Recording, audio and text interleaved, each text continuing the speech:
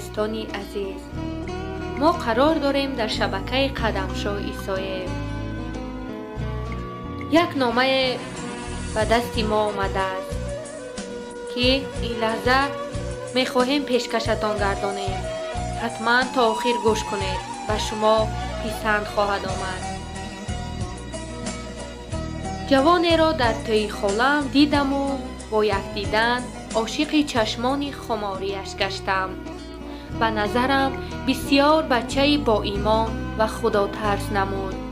از همین خاطر وقتی رقم تلفنم را پرسید نه نگفته برآورده دادم.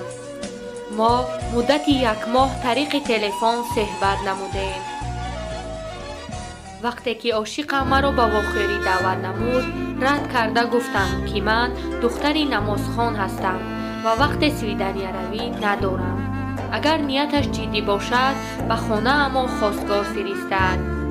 پس از دورش به خانه اما خواستگار آمد، ولی از جانب جوانی دیگر مادرم با تبسم به من گفت دخترم همیشه آرزو میکردی که شوهری آینده‌ات مؤمن و مسلمان باشد.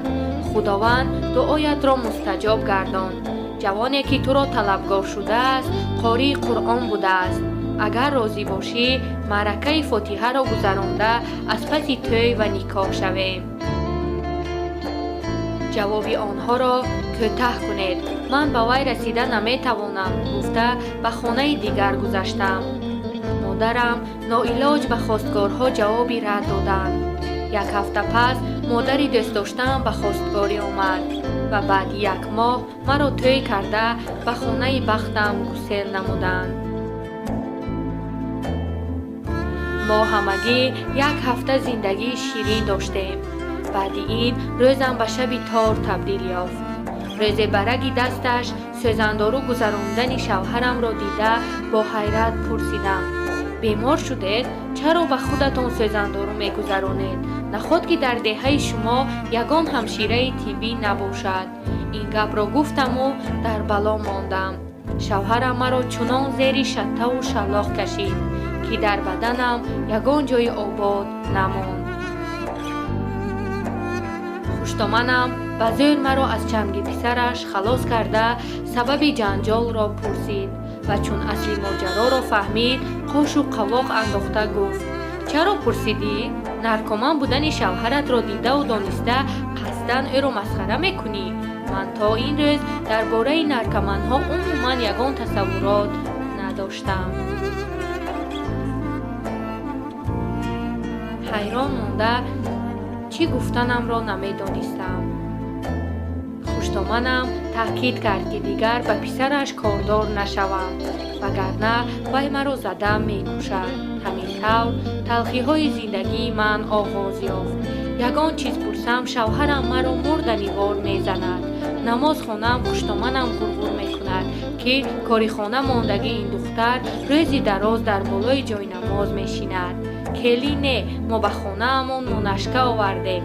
جنجال و غربتی خوشتامن و شوشته و شلاق شوهرم مرا از زندگی دلگیر کرده است. چند مرتبه به مادرم شکایت کردم ولی صبر کن شاید همه‌اش خوب شود میگوید. امید داشتم که فرزنددار شویم. هوش شوهرم به سرش میزند ولی تولید دخترچه‌ام نیز زندگی مرا شیرین نکرد. شوهرم هفته ها بیدرک شده می رود. به خانه که آمد پول می پرسد. اگر یافته ندهم در بلا می مانم. بالای سخته نمکاب گفتگی برین. خوشتامنم خون پسرم را مکیدی گویان مدام به دلم خنجر می زند. روی جای نماز خدا را زاری می کنم که زندگیم به گردد ولی نمازخوانی و قرآن خانیم را خوشتامنم دیده مثل توتی زبانش گویا می شود و مثل استخوانی پیش سگ پرتافته شده از هر کجایم که خواهند می خواهند.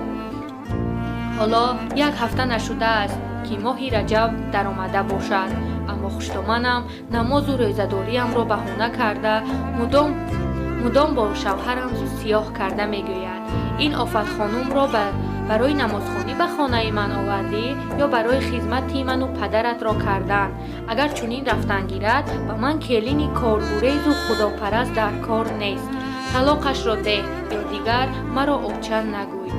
шавҳарам баъди шарти модараш ба хашм омада бо мушту лагат аз дари хонаашон маро ронд ва аз пасам рав ҷавобатро додам гуфта дарро барои ману духтарчаам пӯшид. бо чашмони гирён ба хонаи падарам омада буду шуди гапро ба волидонам нақл кардам, аммо онҳо ба ҷои дилбардорӣ маро сарзаниш карданд, ки бояд тоқат мекардам. ба ғайр аз худованд дигар ягон роздону ростшунав надорам. шабҳо дар рӯи ҷойнамоз гирья мекунам, ки худоҷон, ман ғар набудам, дӯст набудам, касеро ғайбат намекардам, ҳаққи ягон касро намехӯрдам. барои кадом гуноҳам маро ба чунин рӯзи сиёҳ мубтало намудӣ? баъзан фикр мекунам, ки ҳамааш айби худам. охир пеш аз шавҳарам ба хонаи мо ҷавони қуръонхон хостгор фиристода буд.